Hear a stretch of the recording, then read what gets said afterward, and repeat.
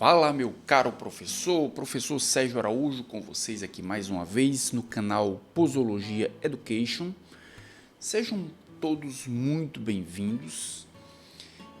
Como vocês viram no título desse vídeo, nós estamos continuando com os métodos ativos.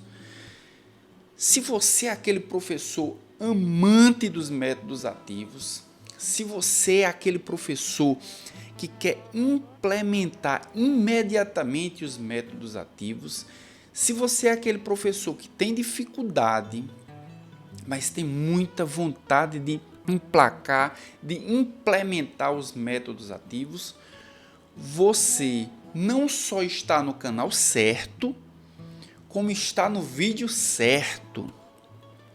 Hoje iremos falar sobre PBL, sobre aprendizado baseado em problemas.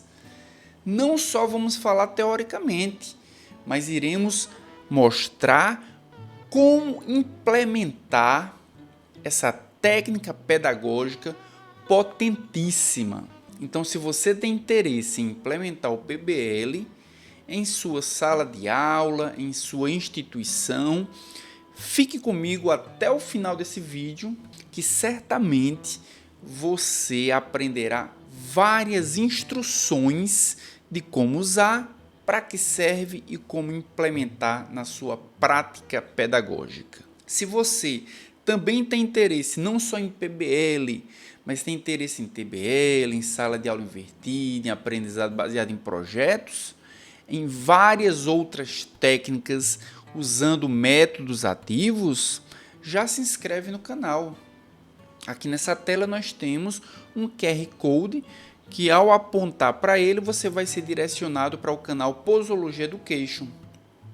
E lá, se for do seu interesse, você pode se inscrever e você será notificado de todos os vídeos novos que virão pela frente. E olha só, caro professor, vou dar um spoiler.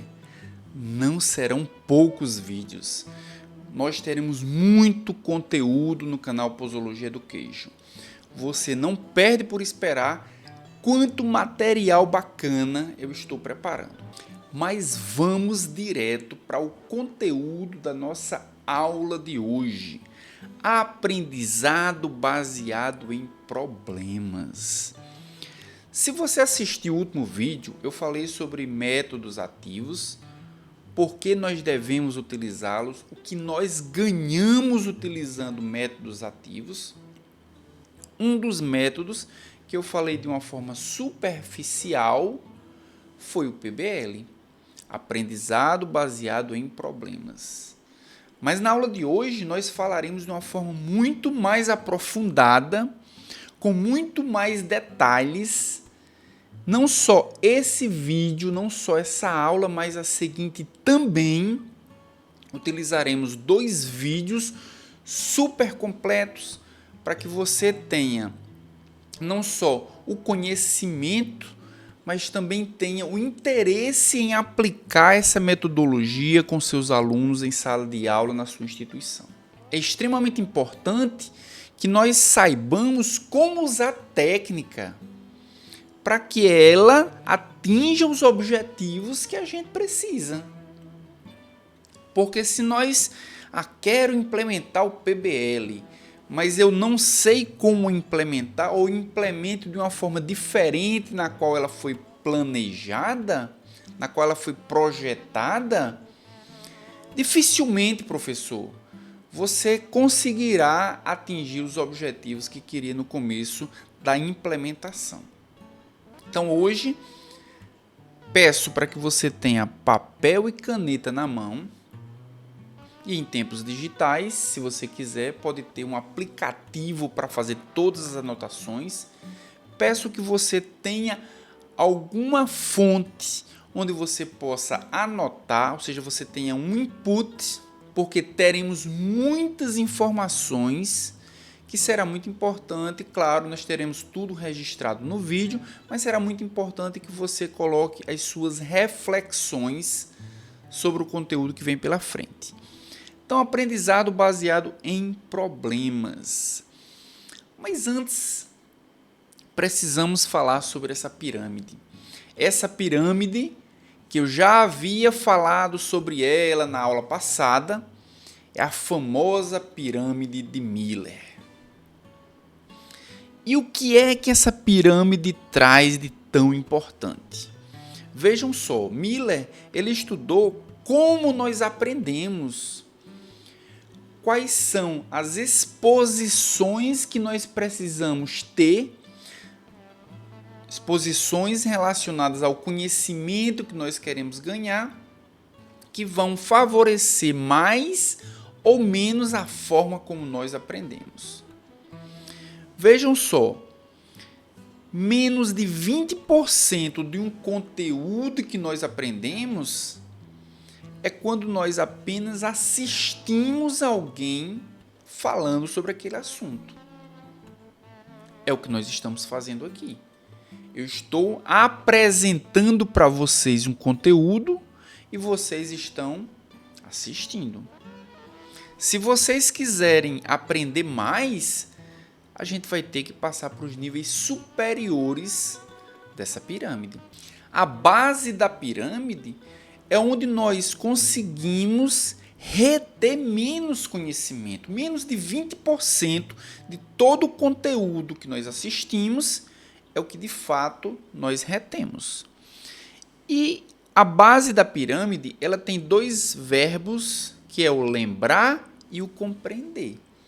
Quando nós assistimos algo, nós lembramos, nós compreendemos, nós acompanhamos o raciocínio. Mas apenas acompanhar o raciocínio é suficiente para a gente reter menos conhecimento. Se a gente quer reter mais conhecimento, a gente tem que passar para as partes superiores dessa pirâmide. A gente tem que participar. É por isso que muitas vezes os professores eles fazem cursos onde nesse curso num formato de uma oficina, onde não apenas o professor vai assistir algo, mas ele vai participar de uma atividade. E ao participar, nós podemos ver que o participando, a gente pode participar de duas formas diferentes. A gente pode participar aplicando, ou seja, aquilo que eu aprendi assistindo, agora eu vou aplicar. Aplicar num contexto, aplicar numa situação diferente. Muitas vezes, numa situação desafiadora. Então, quando nós participamos, aplicando o conhecimento, veja que a retenção é maior. Pode chegar até 50% do conteúdo aplicado, ele pode ser retido por quem está aplicando. E se nós quisermos reter ainda mais conhecimento, precisamos subir na pirâmide de Miller. Precisamos não só aplicar, mas analisar. Analisar o quê? Analisar se esse caminho vai ser um caminho interessante, analisar os prós e os contras. Então, nós conseguimos entender o conhecimento, aplicamos numa situação e agora nós estamos analisando se ganhamos ou perdemos aplicando essa situação, aplicando essa solução, melhor dizendo. E quando nós analisamos, veja que a retenção do conhecimento ele sobe para até 75%. Não tem como a gente reter muito conhecimento se a única forma de aquisição do conhecimento é assistindo. Assistiu essa aula, professor? Tenta aplicar.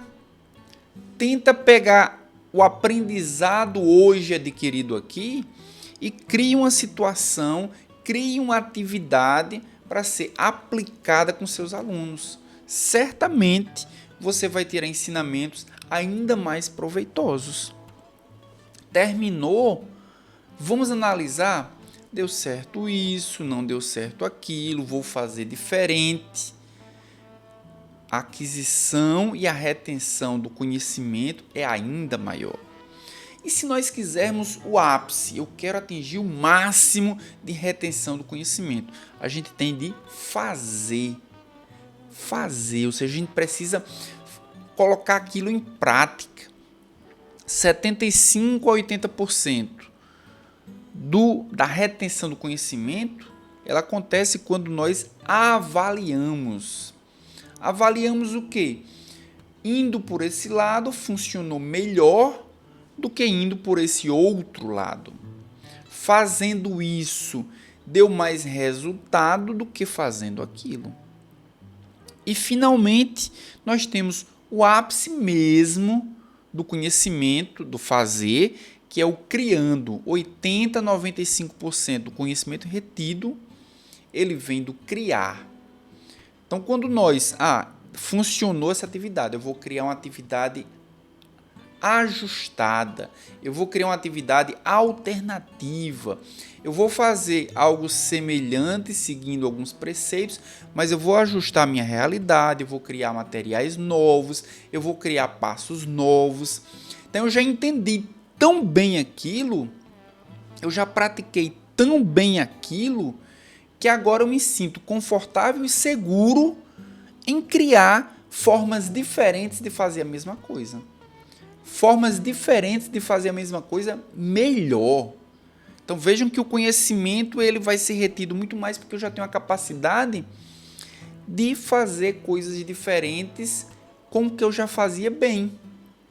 Então, essa pirâmide de Miller é extremamente importante. Hoje nós estamos estudando o PBL, o aprendizado baseado em problemas. E onde é que o PBL se encaixa aqui? O PBL está exatamente no participando. O aluno ele vai receber um problema, o aluno ele vai receber uma demanda, o aluno ele vai receber uma situação e ele vai ter que aplicar e ele vai ter que analisar. A minha resposta foi boa ou não para essa pergunta que o professor fez? A minha solução foi boa ou não para essa demanda que foi discutida com os meus colegas? Então, PBL, ele não vai no fazer, mas certamente é melhor do que apenas assistir. E a gente vê que o PBL ele se encaixa na agregação de competências maior do que a aula expositiva. Vamos ver outras características também do PBL. Vamos iniciar com a seguinte pergunta. O que é PBL? Professor, PBL é aprendizado baseado em problema. Perfeito. Mas o que significa aprendizado baseado em problemas? E eu já estou aplicando em você que está me assistindo a técnica do PBL. Nós precisamos com o PBL chegar no nível do desconhecido. Eu sei o que significa a sigla PBL, mas eu sei o que significa aprender por meio de problemas. Então eu vou aprofundando, até chegar um momento em que o aluno ele não vai mais saber responder. Isso é o que o PBL faz. Então, para a gente entender o que é o PBL, a gente precisa primeiro pensar que o PBL ele é baseado em problemas. Certo, professor, é isso que diz a técnica, baseado em problemas. Mas o que significa dizer que ele é baseado em problemas? Significa dizer que nós precisamos mapear o problema. Nós temos aqui vários pontos que denotam que esse problema ele não vai ser apenas lido. Nós precisamos mapear os detalhes do problema. Nós precisamos ver nas entrelinhas. Nós precisamos ver quais são as características e as palavras que nos chamam a atenção. Nós precisamos entender quais as nuances por dentro daquele texto que nós chamamos de problema, que vai nos dizer, vai nos trazer insights, que vai nos motivar a procurar o conhecimento. Mapeei o problema, esse mapeamento ele precisa ser norteador das soluções. Então, o aprendizado baseado em problemas, nós precisamos usar o problema com um mapa como guia, para que esse guia nos dê a possibilidade de encontrar as soluções. Então, conceitualmente, PBL é uma estratégia educacional. É uma técnica em que um problema prático constitui a base para o aprendizado de informações relevantes. E eu já quero chamar a atenção a você, professor, para uma coisa. Quando nós falamos na aula passada sobre andragogia, quem não viu, quem não assistiu o vídeo passado, ele é muito importante para trazer os princípios e as bases dos métodos ativos. Quando falamos sobre andragogia, nós vimos que, diferentemente da pedagogia, o adulto precisa encontrar significado nas coisas. Se ele não encontra significado nas coisas, muitas vezes ele não aceita, ele não adota, ele não vai atrás, porque aquele conhecimento não faz sentido, não significa nada para ele. Se o adulto ele aprende pelo significado das coisas, é claro que o problema que nós vamos desenvolver, o problema que nós vamos aplicar, aquilo que o aluno vai estudar baseado no problema, precisa ter significado. Por exemplo, eu sou professor do curso de farmácia. Se eu levar para a sala de aula uma temática que está muito longe dos interesses da farmácia, ou que está muito longe dos interesses da saúde, certamente o aluno ele não terá interesse nenhum em aprender.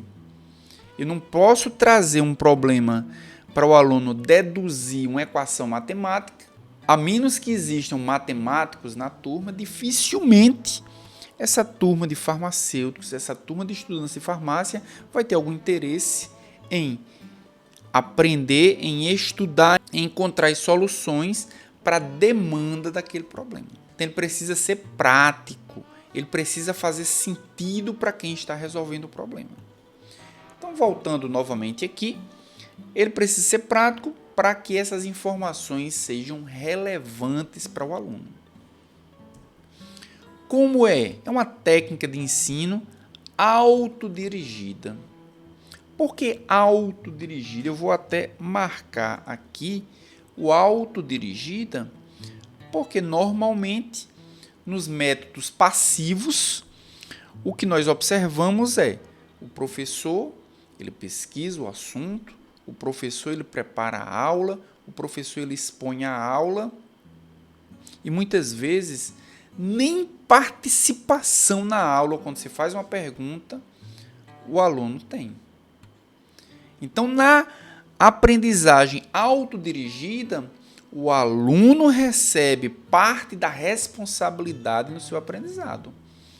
Ele é quem vai, através da motivação do problema, buscar as soluções. O estudante é quem vai buscar as informações necessárias para que ele próprio, direcionado, claro, pelo tutor, mas ele próprio possa chegar nas suas conclusões. E essas conclusões, essa técnica autodirigida vai estimular o pensamento crítico do estudante, vai contribuir para tornar esse estudante um solucionador de problemas. Olha que maravilha!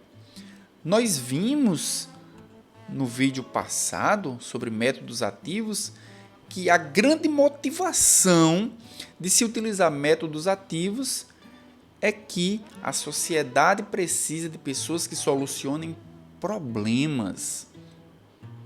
A sociedade não precisa mais de pessoas absolutamente teóricas, mas pessoas que consigam trazer aquela solução teórica para uma resolução de um problema prático.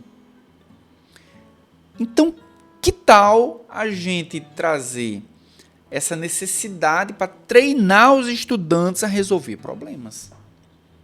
É incrível, porque a partir de agora eu vou, no ambiente controlado, trazer demandas e situações onde o estudante ele vai se debruçar sobre aquela demanda, vai se debruçar sobre aquela situação e vai encontrar soluções. E se a solução não for viável? E se a solução for ruim? E se a solução piorar a situação? Nós estamos num ambiente controlado. A gente vai treinar para que possamos encontrar no treinamento a melhor solução para quando essa demanda surgir na prática, o aluno possa resolver sozinho. O aluno consiga encontrar o seu próprio caminho. Então ele vai se transformar, como está aqui escrito, um solucionador de problemas.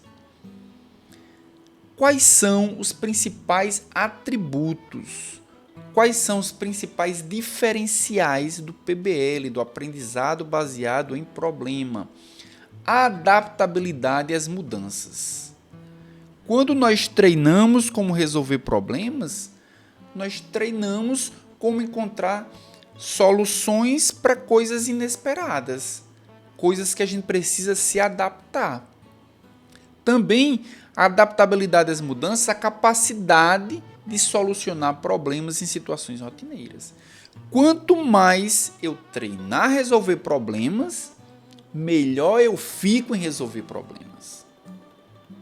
Se aqueles problemas trouxerem vários elementos diferentes, que não necessariamente é da minha área específica, mas eu vou saber que eu vou precisar de outros profissionais que sejam mais expert do que eu para resolver aquele problema. Segundo ponto, desenvolvimento criativo e crítico. Muitas vezes o problema ele não é trivial. Muitas vezes o problema ele traz uma necessidade de uma solução criativa. Muitas vezes a solução ela precisa ser fora da caixa. Quando a gente treina muito essas possibilidades, nós, professores, todos os alunos que treinam utilizando o PBL se tornam mais criativos para encontrar uma solução que não seja trivial.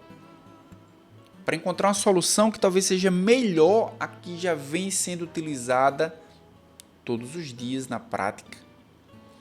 E o terceiro ponto, responsabilidade com o aprendizado e o aperfeiçoamento contínuo. Como eu havia falado antes, o aluno que assiste uma aula expositiva, ele está acostumado a receber o conhecimento. Mas se responsabilizar por ir atrás do conhecimento, por estudar, por trazer na próxima data marcada, na próxima reunião, na próxima aula, o conteúdo para ele explicar, para ele discutir, para ele resolver, isso vai trazer uma demanda e vai trazer uma característica muito importante para os alunos que usam ou que usaram PBL. Então vejam que alguns diferenciais são muito importantes e que acrescentam para que os alunos saiam da base da pirâmide para ir ali para o meio da pirâmide. E já aproveitando esse slide, nós podemos ver aqui o QR Code. Se você está gostando desse conteúdo, já aproveita, já pistola, já faz a leitura desse QR Code. Ele vai levar vocês para esse canal aí, o Posology Education, onde todas as semanas eu vou postar vídeos sobre o mundo da educação. Então entendemos o que é que o PBL faz. Mas precisamos fazer outras perguntas. E a pergunta agora é: quando usar o PBL? Será que o PBL é útil em todas as situações? Já vimos que é muito importante para a gente treinar o aluno a resolver problemas. Mas será que eu posso utilizar para qualquer conteúdo? Será que eu posso utilizar em qualquer circunstância, para qualquer necessidade? Além de resolver problemas, para que mais ou em que situações eu posso usar o PBL? Então, o PBL pode ser utilizado quando eu quero integrar conhecimento. E eu já posso trazer para vocês uma informação que talvez vocês não saibam ainda. Mas o PBL não tem um único foco. Nós vamos ver, principalmente na nossa próxima aula sobre PBL, sim, isso mesmo. O PBL vai ser dividido não em uma, mas em 2 aulas. Não cabe em uma aula tudo sobre o PBL. Então, se eu disse que o PBL, uma das vantagens é quando eu quero integrar conhecimento, eu estou dizendo que ao construir um problema de PBL, que é o que nós vamos aprender na nossa próxima aula, nós precisamos colocar vários conhecimentos integrados para que o aluno entenda que no mundo não é tudo compartimentalizado. Quando nós temos nossas disciplinas, o que nós fazemos é o quê? Compartimentalizar o conhecimento. Mas o conhecimento ele não é compartimentalizado na prática, na vida. Por isso, no PBL, ele vai trazer essa integração. Isso vai ser extremamente importante. A gente vai ver na nossa próxima aula alguns exemplos de problemas que trazem conhecimento sobre, por exemplo, fisiologia, fisiopatologia, sobre sociologia, psicologia, políticas públicas. Então, o aluno ele vai entender que não apenas sabendo sobre a sua área de expertise vai ser suficiente para resolver determinadas demandas. Tá? Voltando aqui para o conteúdo, também quando usar o PBL é quando eu quero motivar os alunos para a aprendizagem. Nós vamos ver também que o PBL é uma estratégia altamente motivadora. Que o PBL faz com que o aluno ele queira solucionar, encontrar o problema. Que ele queira aprender para que aquele problema que, como eu falei para vocês, é prático. Às vezes é uma demanda da vida do aluno. Às vezes é um problema onde um familiar do aluno tem. E ele vai ter um interesse ainda maior se isso acontecer. Então, quando eu quero motivar os alunos, o PBL vai ser muito importante. Terceiro ponto, quando eu quero ampliar o escopo do conhecimento. Nós vimos que nos métodos passivos, a quantidade de conhecimento, a quantidade de assunto, ela é suficiente para que o aluno consiga conhecer e compreender, ou seja, a base da pirâmide de Miller. Muitas vezes, os métodos passivos trazem, do ponto de vista da quantidade de conhecimento, mais do que um PBL, do que um método ativo. Mas aqui nós temos um diferencial. Com os métodos ativos, com o PBL, que é o que nós estamos falando aqui, nós ampliamos o escopo do conhecimento, nós aprofundamos nesse conhecimento, nós vemos os detalhes daquela situação. Então a quantidade pode até ser menor, mas a qualidade vai superar. A qualidade vai trazer o engajamento que o aluno muitas vezes não tem com os métodos passivos. E um quarto ponto é quando eu quero trabalhar competências. Assistir uma aula expositiva é muito bom para aquisição de conhecimento. Mas para adquirir competências, a gente precisa de outros métodos. Alguns métodos ativos trazem competências diferentes. Quando eu quero trabalhar em equipe, o PBL é um grupo. É um grupo em que a gente vai observar que há necessidade de que eles interajam. É aprender a trabalhar coletivamente. Quando eu quero trabalhar comunicação, eu preciso que o aluno fale. Não tem como trabalhar comunicação se o aluno só assiste uma aula. Quando eu quero trabalhar responsabilidade, eu quero que o aluno vá atrás do conhecimento, traga e discuta e possa autogerir o que ele precisa saber. Muitas vezes o conhecimento prévio de alguns alunos é maior do que outros. Ele é quem tem que determinar o que falta para ele conseguir acrescentar naquela situação. E também quando eu quero trabalhar respeito. É interagindo que eu consigo fazer com que o aluno entenda a hora de falar e a hora de escutar. A hora de dizer que ele está errado e a hora de saber que ele está certo. Então, respeito, ele é treinado também, uma competência treinada também dentro do PBL. Então, vejam que nós temos algumas situações onde o PBL ele é uma técnica muito importante. Nós vamos ver, principalmente na próxima aula, que existem outras situações também que o PBL vai ser especificamente importante. Mas aqui, quando eu quero integrar conhecimento, quando eu quero motivar, ampliar o escopo e quando eu quero trabalhar competências, são 4 características que fazem com que o PBL seja uma técnica muito boa para ser escolhida. E como é que nós usamos o PBL? O PBL ele pode ser organizado em passos. Nós temos o PBL tradicional, nós temos 7 passos a seguir. O primeiro passo é encontrar os termos desconhecidos. Como assim, professor, termos desconhecidos? Quando nós entregamos para o aluno o texto com o problema, o aluno vai ler e, a depender do conhecimento prévio dele, a depender da cultura do aluno, alguns termos podem ser até regionalizados ou muito técnicos, eles podem ser termos desconhecidos. Antes de iniciar a discussão propriamente dita do texto, ele precisa saber o significado daquele termo desconhecido. Esse significado precisa ser nos mínimos detalhes? Não, não precisa. Ele precisa saber o que significa simplesmente para não confundir com outros termos no texto. Ele precisa entender qual a área do conhecimento a que pertence aquele termo. Então, primeira parte, encontrar termos desconhecidos. Depois, descobrir o problema do problema.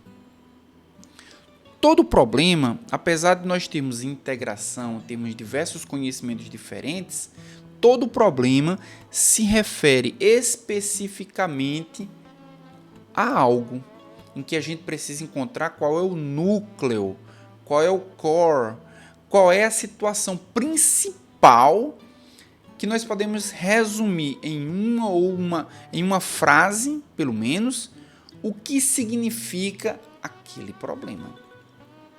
Esse é o problema do problema. Então, encontrar os termos desconhecidos, todos vão relatar, eu entendi tudo, ou eu não entendi isso ou aquilo. Esses termos precisam ser escritos e eles precisam ser definidos.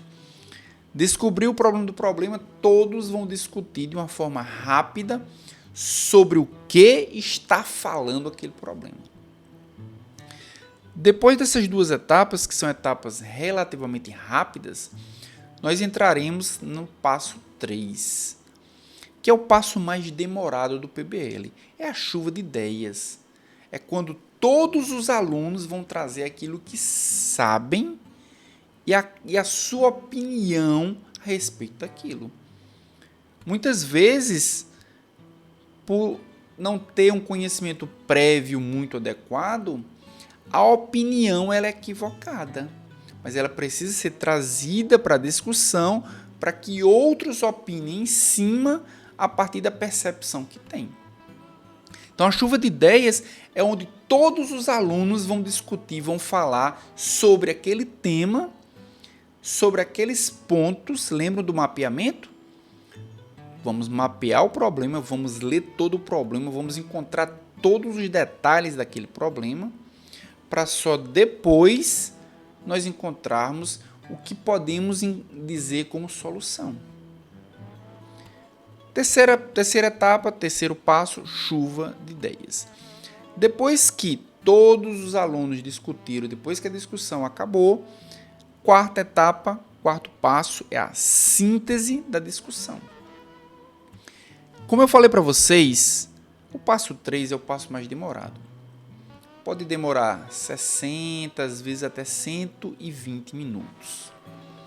Então é uma etapa onde muita coisa vai ser discutida.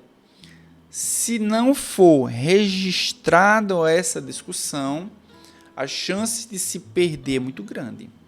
A gente vai ver que um dos alunos destacados vai ser chamado de relator. E o relator é quem vai descrever toda a discussão. É o relator que, depois de descrever toda a discussão, ele vai sintetizar, ele vai resumir, ele vai dizer, de tudo que discutimos hoje, isso foi os pontos que nós chegamos, essas foram as conclusões que nós tomamos. E vejam que esses 5 primeiros passos que nós estamos vendo aqui pertencem à primeira sessão tutorial. Pertence ao que nós chamamos de abertura do problema. É quando o aluno é exposto a uma situação, é quando o aluno é exposto a um problema, mas ele não estudou ainda. Ou ele estudou em algum outro momento na superficialidade. Então, o que nós temos aqui é uma discussão baseada em conhecimento prévio. O que eu já sei sobre aquilo. E o que eu já sei sobre aquilo pode ser insuficiente. Lembra que eu falei para vocês que a pergunta ou as perguntas que vão surgir precisam levar o estudante para a zona da interrogação, para a zona onde ele não sabe ainda sobre aquilo. Então vai ser sintetizado, passo 4. Depois dessa síntese, os alunos, os estudantes, eles vão chegar à conclusão do que eles não sabem. E o que eles não sabem precisa ser transformado em objetivos. Passo 5, criação dos objetivos de aprendizagem. Precisamos entender sobre tais aspectos. Precisamos analisar se essa situação é melhor do que essa. Precisamos criar um outro processo, um outro fluxo que seja melhor do que esse. Então, os objetivos vão ser baseados no problema, na discussão e naquilo que, a partir da percepção do grupo, se sabe pouco ou não se sabe nada. Por isso, os objetivos é o guia para saber o que precisa ser estudado. Esses 5 passos, como eu falei para vocês, acontecem em um dia chamado Sessão Tutorial 1 ou Abertura do Problema. 5 passos acontecem apenas com conhecimento prévio. Se todos os alunos daquela sessão tutorial saírem com os objetivos, o que é que eu preciso estudar? Eles vão para o passo 6. E o passo 6, que vai se encontrar aqui nas raízes, é quando eu preciso entender se essas raízes vão prosperar, é onde eu preciso entender se essas raízes vão gerar uma árvore com frutos. No passo 6, eles vão precisar, a partir dos objetivos de aprendizagem, estudar, buscar informações na literatura, buscar informações corretas sobre o que eles precisam estudar. Eles vão fazer esse estudo no intervalo de 2 a 3 dias para que eles possam atingir os objetivos de aprendizagem, para que eles possam comprovar se o que eles sabiam estava correto ou não, ou refutar se o que eles sabiam era completamente equivocado. É nesse passo 6 onde eles vão estudar de forma aprofundada para que eles possam trazer agora os detalhes e não apenas a superficialidade que trouxeram na abertura do problema. E o intervalo de 2 a 3 dias é mais ou menos um padrão entre 2 problemas sequenciais. Discutiu é o passo 6. Agora, de posse das informações da literatura, informações fundamentadas, o problema precisará ser rediscutido. Nós voltamos a nos reunir 2 a 3 dias depois para o fechamento daquele problema. Agora sim, vamos discutir com propriedade. Agora sim, vamos trazer as informações baseadas em fatos.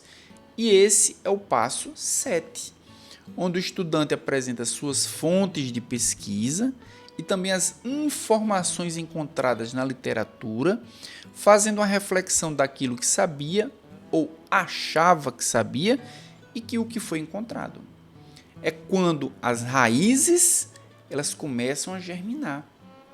É quando, a partir dali, uma nova árvore vai ser criada.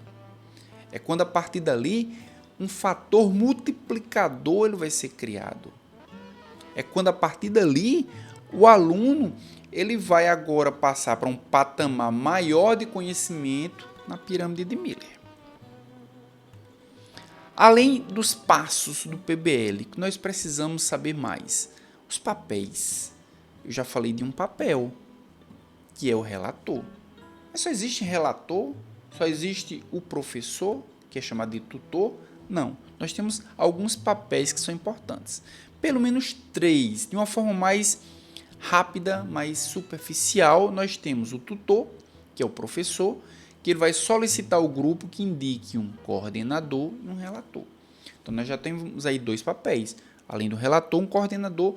Esse relator ou coordenador pode ser determinado pelo grupo e pode ser determinado pelo próprio tutor. E é também responsabilidade, é papel do tutor, observar o cumprimento da metodologia dos 7 passos.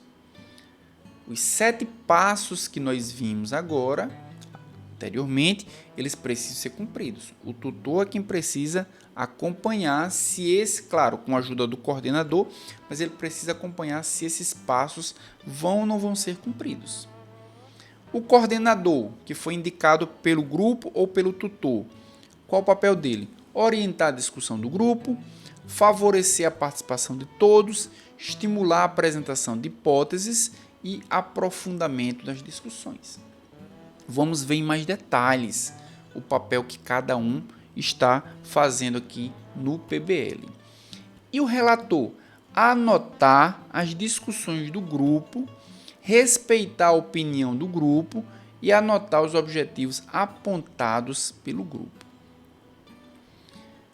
De forma mais detalhada, nós vamos ver o papel do tutor, do coordenador e também do relator, além dos outros membros da equipe.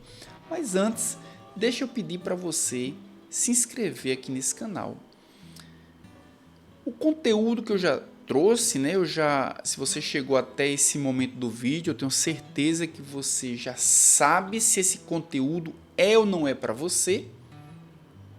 Então, se você acha que esse conteúdo é para você, se você acha que agreguei ao que você já sabia, se você acha que com o conhecimento que eu trouxe já dá para ajudar na implementação do PBL nas suas aulas, já aproveita esse momento e se inscreve no canal.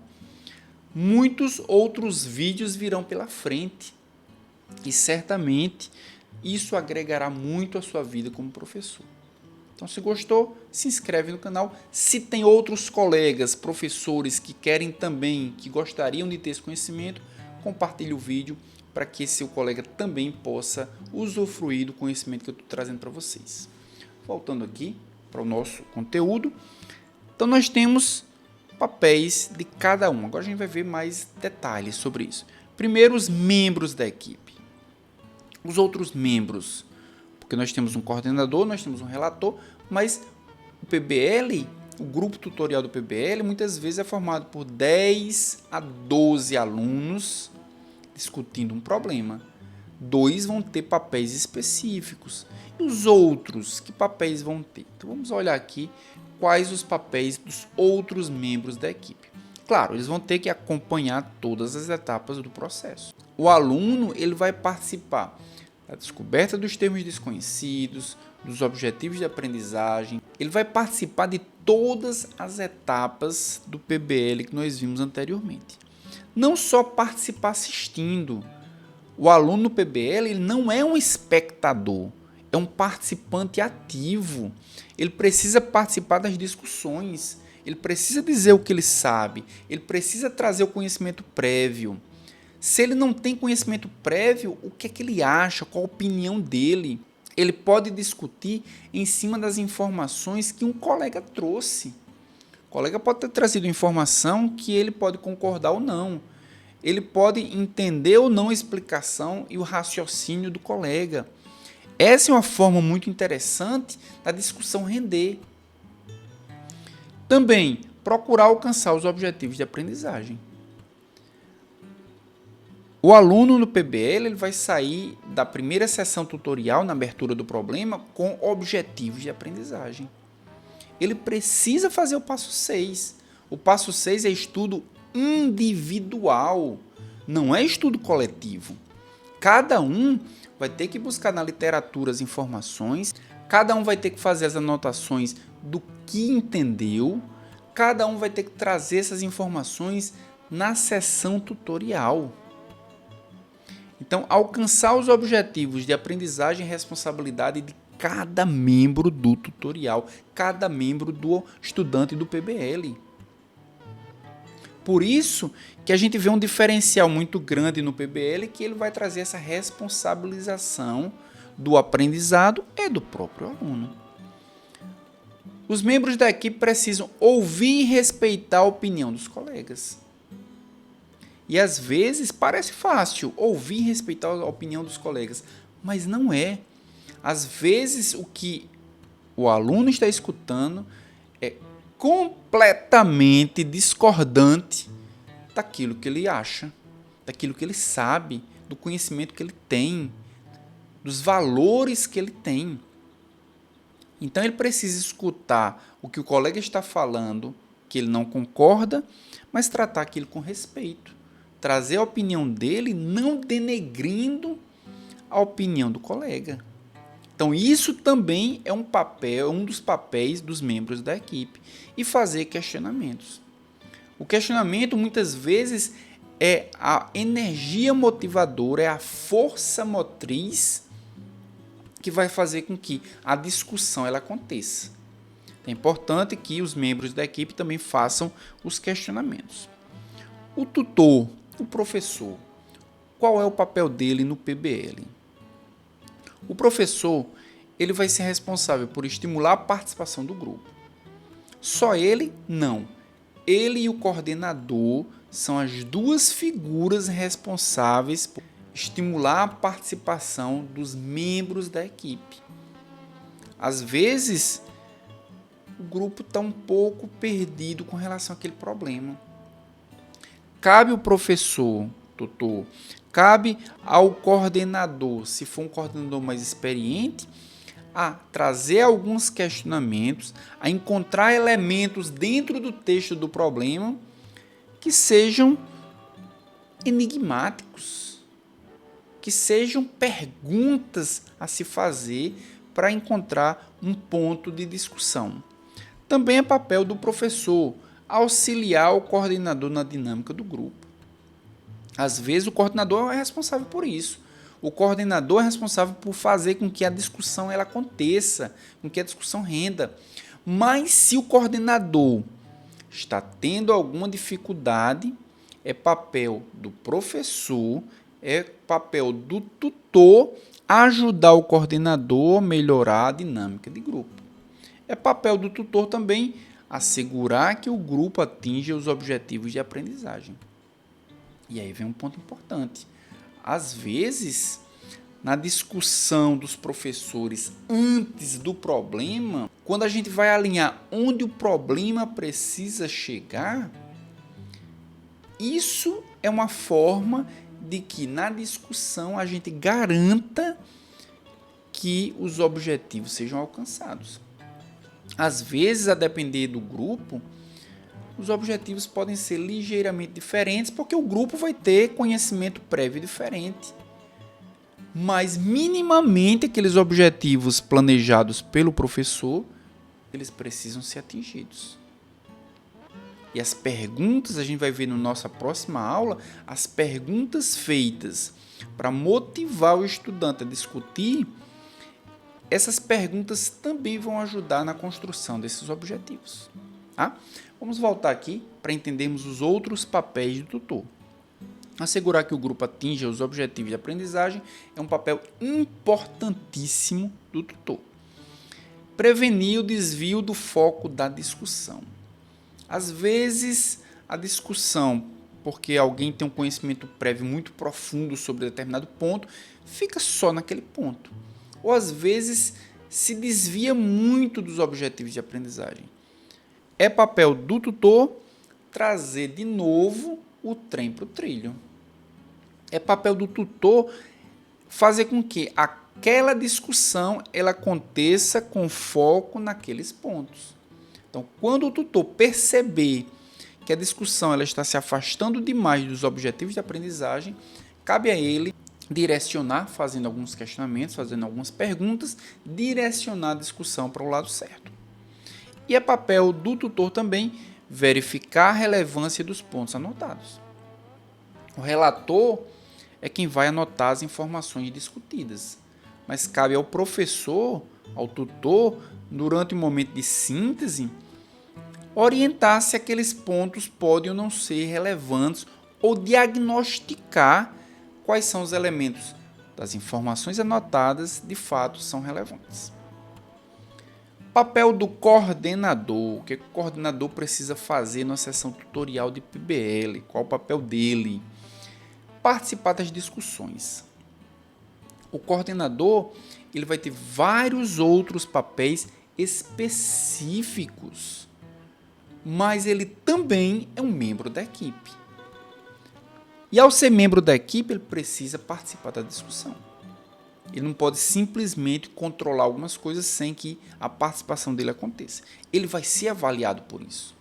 A gente vai ver, ao final dessa aula, a gente vai ver um instrumento que eu desenvolvi para avaliação do aluno no PBL. Então já aproveita, se você quer esse instrumento, já comenta aqui embaixo nesse vídeo. Professor, eu gostaria de ter acesso a esse instrumento. Comenta aqui embaixo que, a depender do número de pedidos, eu posso disponibilizar para vocês gratuitamente. Então, participar das discussões é um dos papéis do coordenador. Encorajar a participação de todos. E às vezes a gente encontra, numa sessão tutorial, estudantes que são um pouco mais tímidos, são menos proativos, e a gente precisa, e o coordenador, no caso, ele precisa encorajar que todos participem. É importante que a discussão ela não seja desequilibrada. Ela dificilmente vai ser 100% equilibrada, todos participando igualmente, mas ela não pode ser polarizada para um grupo de alunos ou para um ou dois alunos e os demais só assistirem. Não é uma aula expositiva onde o professor e o aluno. Não é uma mini palestra. Todos têm que discutir e é o coordenador que tem que identificar quem não está participando e estimular que esse estudante participe também. É papel também do coordenador manter a dinâmica do grupo tutorial e, se ele não mantiver, é o tutor quem deve ajudá-lo. Controlar o tempo. O tempo é muito importante. Nós vimos que o passo mais longo de um PBL é a chuva de ideias. É o passo 3. Se o passo 3 ele for discutido de forma muito prolongada, isso vai comprometer a sessão tutorial, que tem tempo de começar e tempo de terminar. Então, é esse controle do tempo que é responsabilidade do coordenador. Assegurar que o relator possa anotar adequadamente os pontos de vista do grupo. A discussão acontece, como eu falei para vocês, com vários alunos, às vezes 10, às vezes 12 estudantes, falando, discutindo, trazendo muitas informações, às vezes com raciocínio muito rápido. O relator, às vezes, vai ter dificuldade de anotar tudo. Cabe ao coordenador dar uma freada no raciocínio de alguém, ter certeza que o relator conseguiu anotar aquelas informações. Ao perceber que uma informação é importante e que não foi anotada, cabe ao coordenador dizer para o relator para escrever algumas informações que ele percebeu que foram discutidas, mas não foram anotadas. Papel do coordenador também. E é papel do coordenador liderar o grupo. E como uma das competências importantes do PBL é a liderança, é treinar o estudante para a liderança, para controlar a participação, para controlar o tempo, para controlar a dinâmica. Se esse é um dos papéis que traz uma competência importante para o estudante, é importante também que todos os estudantes tenham a possibilidade de serem coordenador. Então, essa função de coordenador, ela é flutuante. Existe uma alternância entre o coordenador, para que todos experimentem esse papel de liderança. E o papel do relator? O que é que o relator faz? O relator, ele precisa participar das discussões, participa menos, porque ele está escutando para anotar. Mas, se ele escreve, se ele anota uma informação que chamou a atenção, uma informação que é intrigante, esse é o momento chave para o relator participar, para o relator discordar, para o relator concordar, para o relator acrescentar. Então, a participação do relator muitas vezes é menor do que dos demais membros da equipe, dos demais membros da turma. Mas ele precisa participar, ele vai ser avaliado por isso também. Registrar pontos relevantes apontados pelo grupo. Na etapa 3, no passo 3, na chuva de ideias, todos discutindo, todos trazendo informações, é o relator quem vai escrever essas informações. Ajudar o grupo a ordenar seu raciocínio. Se foi o coordenador que escreveu tudo que foi discutido, se foi o coordenador que ao final sintetizou tudo aquilo que foi discutido, é o tutor, ou melhor, o relator, que vai ajudar também a ordenar esse raciocínio. Claro, com a ajuda dos membros, com a ajuda dos colegas, com a ajuda do coordenador, mas o relator normalmente é a pessoa que vai organizar essas ideias no momento da síntese. E também faz parte do papel do relator registrar as fontes de pesquisa utilizadas pelo grupo. Claro, isso vai acontecer no passo 6 e no passo 7, quando ele voltar, é importante que ele registre até para disponibilizar para todo o grupo tudo aquilo que foi pesquisado pelo grupo naquele momento. Então veja que nós temos aí vários papéis diferentes. E para que o tutorial ele consiga ser bem executado, todo mundo tem que exercer o seu papel adequadamente. Os membros da equipe, o tutor, o coordenador e também o relator. O que mais precisamos saber? Aplicar o PBL. Nós vimos que o PBL ele tem 7 etapas, 7 passos. Mas como nós podemos transformar esses passos em uma ação, em algo que possa ser aplicado na sala de aula? E aí nós já temos algo extremamente relevante dessa aula. Essa aula ela não pretende, nesse canal Posologia Education, eu não pretendo trazer informações apenas teóricas. Todo vídeo, toda aula, eu vou trazer informações que você, professor, vai poder utilizar na prática. Então, só por esse motivo, eu acho que você deveria se inscrever no canal Posologia Education. É um canal que, para o professor moderno, para o professor diferente, para o professor que quer crescer na profissão, ele é muito importante, ele é fundamental. Então já aproveita e já se inscreve no canal, porque agora nós já estamos nos encaminhando para o final dessa aula, nós vamos entender como trazer a teoria para a prática, como nós vamos aplicar o PBL. Então, nós aplicamos o PBL, claro, começando com um problema, explorando o problema. Como é que nós vamos explorar um problema? Vamos desenhar, vamos escrever, vamos elaborar um problema que vai ser o tema do próximo vídeo.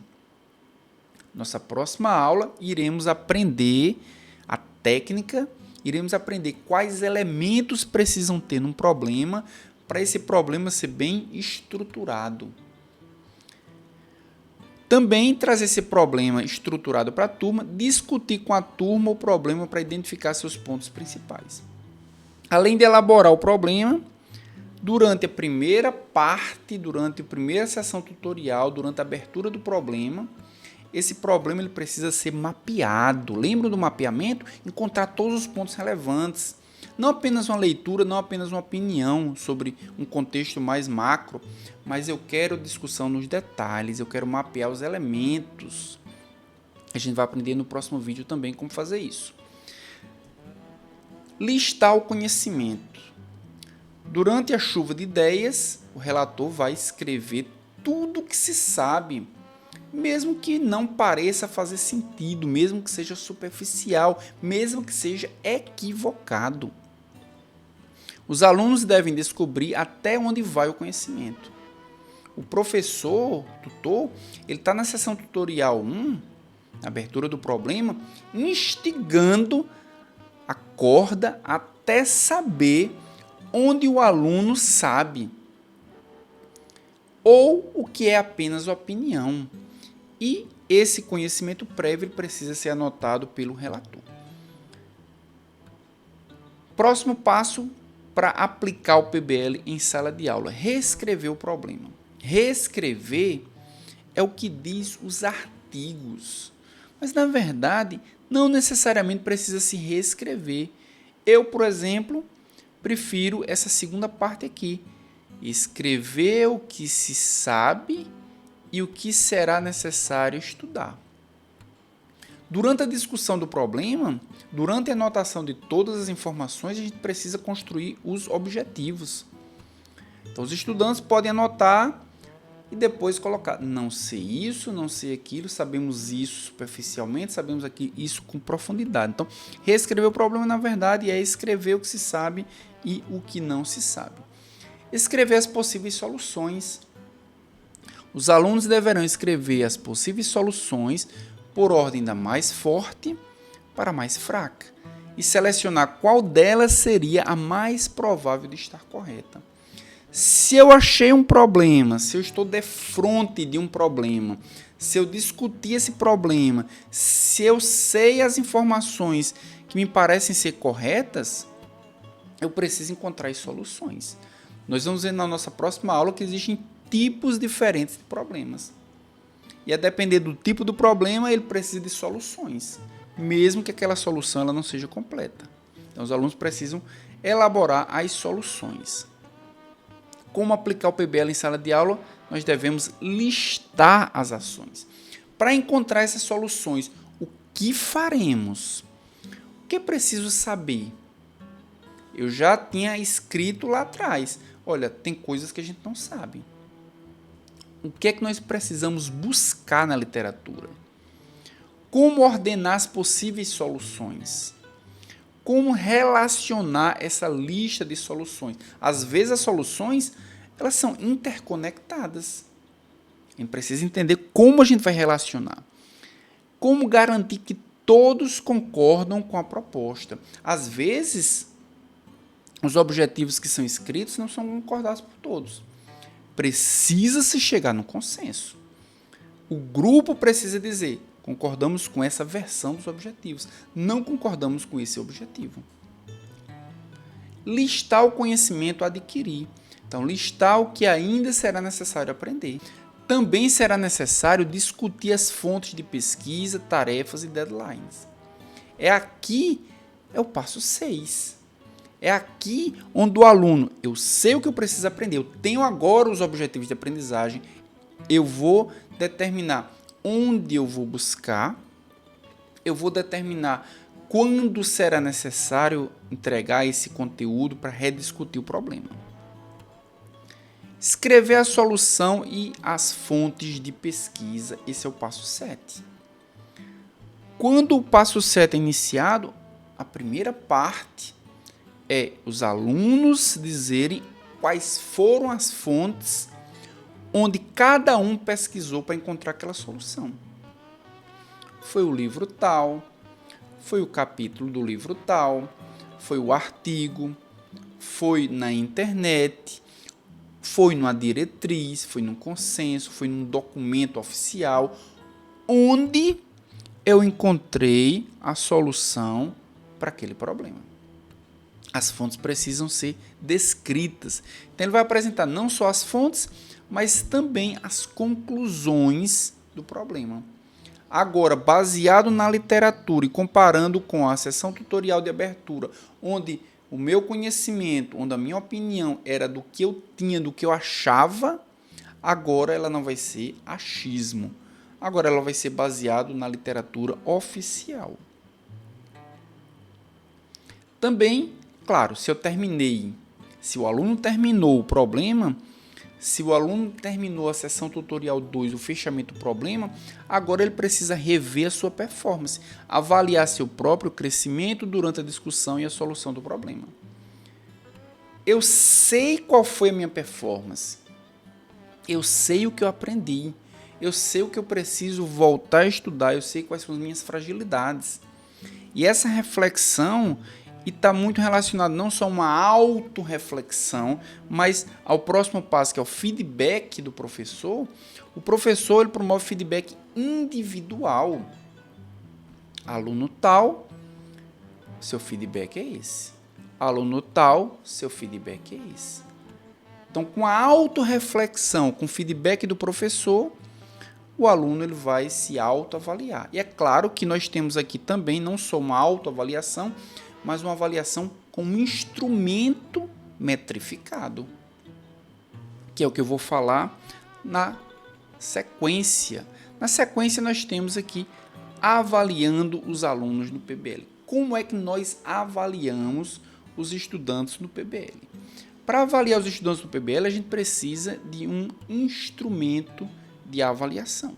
E vou mostrar para vocês agora um instrumento que eu desenvolvi para que nós possamos entender todos os parâmetros necessários para que o aluno possa ser avaliado, tanto na abertura como no fechamento do problema. Vou voltar aqui, nós temos um instrumento de avaliação formativa. E o que significa avaliação formativa? Significa que se nós tivermos várias sessões tutoriais, se nós tivermos vários problemas a serem discutidos com abertura e com fechamento, em cada um deles eu vou observar o crescimento do aluno. Em cada um deles eu vou dar feedback. Em cada um deles o aluno vai ver a sua progressão, a sua formação. Então, a avaliação ela não acontece somente em um ponto, somente naquela data específica, mas ela acontece em diversos pontos, ou seja, em diversos momentos. A avaliação ela é processual. Então, essa avaliação ela é a avaliação formativa. Eu desenvolvi esse instrumento para facilitar e para automatizar a avaliação do estudante na sessão tutorial. Se o aluno passa por 5 passos na abertura, pelo 6º de forma individual e pelo 7º quando ele retorna na sessão de fechamento do problema, eu preciso ter critérios e parâmetros para dizer se esse aluno está evoluindo ou não. Vou mostrar para vocês aqui como esse instrumento funciona. Então, vou colocar aqui new, vou colocar aluno teste. E nós já temos aqui alguns parâmetros importantes para avaliação do estudante. A data em que aquele tutorial aconteceu, hoje é dia 25 de janeiro de 2024. Então, vou marcar essa data aqui como se fosse a data em que o aluno vai fazer essa avaliação. A disciplina, se pertencer a uma disciplina, ao módulo, se pertencer a um módulo, a um bloco, se pertencer a um bloco, a depender da organização da sua instituição, esse PBL pode ser aplicado em uma situação, em um contexto diferente. Vou colocar a disciplina aqui, vou colocar aqui módulo teste. Quando eu clico aqui, eu acabei de criar o módulo teste. Semestre, vou colocar aqui 2024.1, por exemplo. Opa, tá errado. 2024.1. Quando eu clico nele, eu acabei de criar o semestre 2024.1. Ou seja, se eu utilizar esse instrumento por vários semestres, a cada semestre novo, eu posso criar, eu posso cadastrar esse semestre novo. Sessão tutorial. Vamos imaginar que eu estou falando da sessão tutorial de abertura do módulo teste. E aqui a nota que eu vou colocar posteriormente. Vou abrir aqui a página do aluno teste e nós temos templates, instrumento de avaliação formativa, a versão 1.0, mas eu já modifiquei e nós já estamos na avaliação, instrumento e avaliação formativa na versão 1.1. Vou clicar nesse template, ampliar aqui para que possamos visualizar melhor. Vamos esperar carregar o instrumento para podermos utilizar. E aí nós já temos a divisão. Se nós estamos falando da abertura, vai ser preenchido somente essa parte.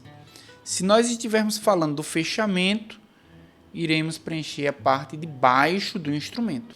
E nós temos aqui vários parâmetros avaliativos. Primeiro parâmetro é o quê? Compreensão do problema. Eu quero saber se os estudantes que estão na sessão de abertura do problema, se eles estão compreendendo o problema. Se eles passaram por todas as fases, por todos os passos, pelos 5 passos na abertura, eles vão demonstrar para mim o que compreenderam do problema. Então vamos imaginar que esse aluno teste, a compreensão sobre o problema foi média. Vou colocar aqui nível 3. Eu marco nível 3, eu vejo que desse parâmetro, 60% desse parâmetro foi atingido. Vamos para o parâmetro 2, contribuição para a discussão. É muito importante na sessão tutorial de abertura que o aluno participe, que o aluno contribua, que o aluno traga informações que sejam absolutamente importantes para que a discussão fique rica. E aí eu vou marcar aqui qual é a contribuição que esse aluno teste teve para a abertura do problema. Ele contribuiu de uma forma não tão boa assim. Vou colocar nível 2. Habilidades para formular perguntas. Durante a discussão, não só participar da discussão, mas fazer questionamentos, fazer com que o aluno ou que o grupo possa se motivar a procurar novas respostas. Uma das habilidades é formular perguntas. E aí esse aluno, por exemplo, formulou excelentes perguntas. A participação dele não foi tão boa assim, mas quando ele participava com muita qualidade. Interação com os colegas. Na interação com os colegas, eu estou avaliando se esse estudante ele tem a capacidade de perguntar para um colega, fazer com que ele participe, ajudar na resposta daquele colega, e vamos imaginar que ele teve uma participação aqui razoável também. Formulação de objetivos é o passo 5 da abertura. Será que ele ajudou a formular?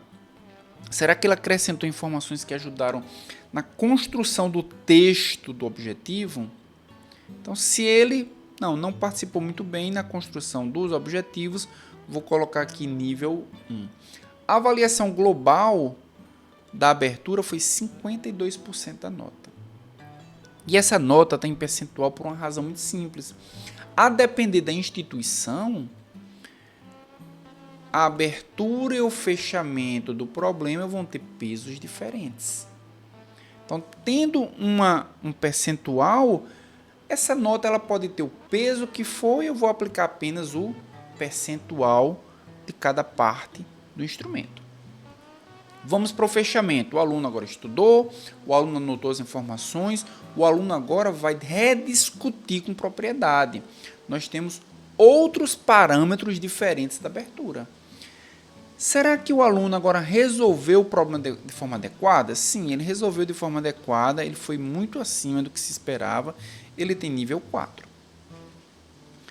Será que o aluno trouxe uma quantidade de conteúdo? Do ponto de vista da quantidade de conteúdo, ele trouxe muito conteúdo?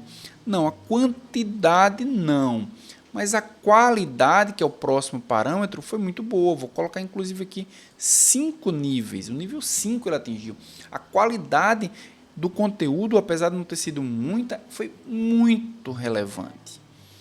E no feedback, como foi o feedback? O auto-feedback do aluno e o feedback para a sessão tutorial foi adequada? Foi mais ou menos. 2 níveis aproximadamente. E a autocrítica?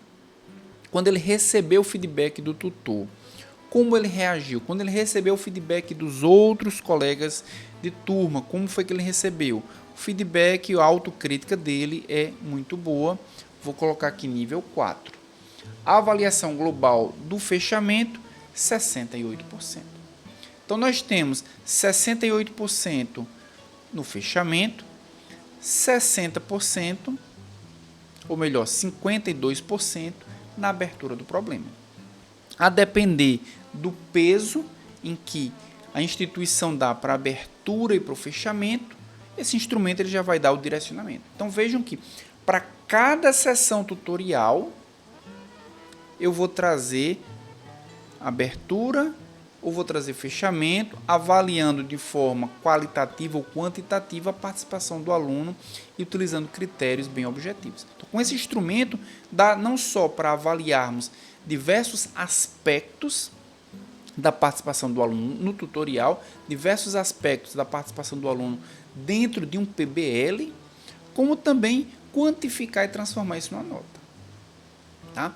Então, se você acha que esse instrumento vai ser útil para você, já me diga aqui nos comentários, porque se ele for útil para muita gente, eu posso trazer esse instrumento, eu posso disponibilizar, melhor dizendo, esse instrumento para todos aqueles que quiserem de forma gratuita. Voltando aqui para o nosso conteúdo, então entendemos como os alunos serão avaliados no PBL e nós vamos dessa forma encerrando a nossa aula de hoje, mas não paramos de falar de PBL. Olha o que vem na nossa próxima aula, construindo os problemas no PBL. Eu ensinei a vocês como aplicar, mas a base do PBL não é o problema? Se a base do PBL é o problema, como é que eu vou aplicar sem ter o problema? Então, na nossa próxima aula, eu vou ensinar a vocês como construir um bom problema. Quais são os tipos de problemas? Que elementos um problema precisa ter? Como eu vou conduzir a discussão de um problema numa sessão tutorial de PBL? Então, se você gosta desse tipo de conteúdo, já se inscreve no canal, já marque o sininho com todas as notificações, porque senão você aprendeu o que é PBL, mas não vai saber como construir um problema. Então, muito obrigado por ter assistido a aula até aqui, eu agradeço muito. Se você chegou até essa parte do vídeo, certamente você já é um professor diferente, um professor que está querendo evoluir, e se você está querendo evoluir, você está de parabéns. Então, ficamos por aqui e até a próxima aula.